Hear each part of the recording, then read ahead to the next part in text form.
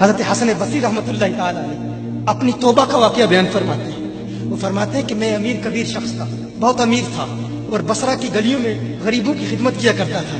اچانک میں نے ایک حسین عورت کو دیکھ لیا اور میں اسے دیکھتا ہی رہ گیا۔ اس عورت نے مجھے کہا انا تشتہی، تجھے شرم نہیں آتی؟ میں نے کہا ممن، کس سے شرماؤں؟ اس نے کہا وہ جو آنکھوں کی خیانت کو دیکھتا ہے اور دلوں کے پوشیدہ رازوں کو جانتا ہے، تجھے شرم نہیں آتی؟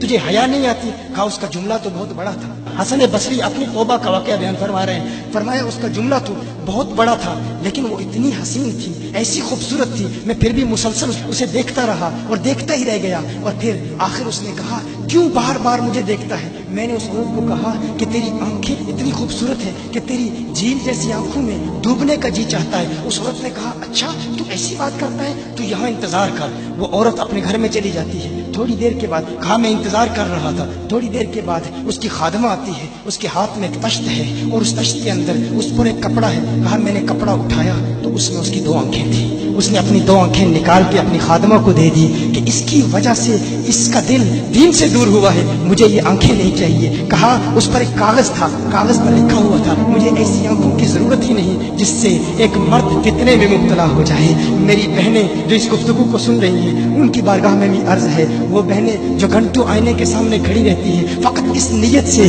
کہ اپنے بالوں کو یوں سنواریں کہ مردوں کو فتنوں میں مبتلا کریں، یا کسی دکان میں جا کر کپڑے خریدتے وقت ان کے ذہن میں فقط یہی خیال ہوتا ہے ایسے کپڑوں کا انتخاب کریں گی کہ جن سے مردوں کو فتنے میں مبتلا کریں گے۔ یہ بھی امت کی بیٹی ہے جس کی ایک دا سے ایک شخص ولی کامل بن گیا، حسن بصری بن گیا۔ حسن بصری فرماتے ہیں جب اس کی آنکھیں دیکھی میں تحکم کھو بیٹھا، میں زار و قطار رو رہا تھا، روتے ہوئے میں گھر چلا گیا، پوری رات میں روتا رہا، پوری رات توبہ کرتا رہا، استغفار کرتا رہا۔ حسن بصری فرماتے ہیں فجر کی اذان سنی، اچانک خیال آیا اس عورت کا شکریہ تو ادا کروں کہ جس نے اپنی آنکھیں میرے لیے، میرے دین کے لیے، میرے ایمان کے لیے اور توبہ پر استقامت کی خاطر قربان کر دی۔ کہا میں اس کے گھر گیا، جو ہی اس کے گھر پہنچا تو ادھر اس کا جنازہ نکل رہا تھا، اس کی موت واقع ہو چکی تھی۔ کہا میں رات گھر آیا، میں رات سو گیا، میری آنکھ بند ہوئی، میں نے اس عورت کو خواب میں دیکھا۔ میں نے کہا کوئی نصیحت کر۔ اس عورت نے کہا کہ جب تنہائی میں ہو اللہ کا ذکر کرتے رہو، اور جب صبح کرو تو استغفار کرو،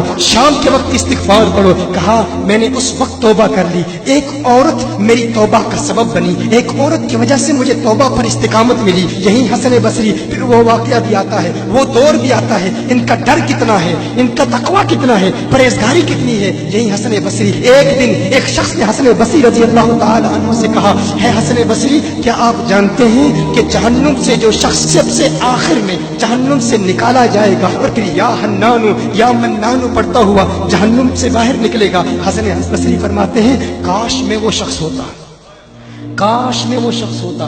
کہا گیا کہ جو جہنم سے سب سے آخر میں نکلے گا، 1000 سال جہنم میں رہے گا، یا حنانو یا منانو بڑھتا ہوا جہنم سے باہر نکلے گا۔ کہا کاش میں شخص ہوتا۔ انہوں نے کہا حضرت آپ کیا فرما رہے ہیں کہ آپ جہنم میں جانا چاہتے ہیں؟ آپ تو بزرگ ہیں، اللہ کے ولی ہیں۔ کہا تم میری بات نہیں سمجھے، وہ جو جہنم سے نکالا جائے گا کم از کم نکلنے کی ضمانت تو ہے، اس سے یہ تو پتا چل رہا ہے کہ ایمان پر موت واقع ہوگی۔ مجھے اپنے ایمان کی ضمانت نہیں ہے، میں نے اس لیے کہا کہ اگر مجھے یہ ضمانت بھی مل جائے کہ میں وہ ہوں تو وہ بھی مجھے قبول ہے، کم از کم ایمان تو سلامت لے کے جاؤں۔ میں کہتا ہوں اللہ فرماتا ہے خوف نہیں ہے، ڈر نہیں ہے، پھر فرماتا ہے یہ ڈرتے بھی ہیں، یہ ڈرتے بھی ہیں، لیکن ان کے ڈر اور ہمارے ڈر میں فرق کیا ہے؟ ان کے ڈر اور ہمارے ڈر میں فرق کیا ہے؟ وہ ایک سے ڈرتے ہیں، کسی دوسرے سے نہیں ڈرتے۔ فرق کیا ہے؟ وہ ایک سے ڈرتے ہیں، ایک سے ڈرتے ہیں، کسی دوسرے سے نہیں ڈرتے۔ ہم اس ایک سے نہیں ڈرتے، اسی لیے ہر ایک سے ڈرتے ہیں۔ یہ فرق، ہم اس ایک سے نہیں ڈرتے اسی لیے ہر ایک سے ڈرتے ہیں۔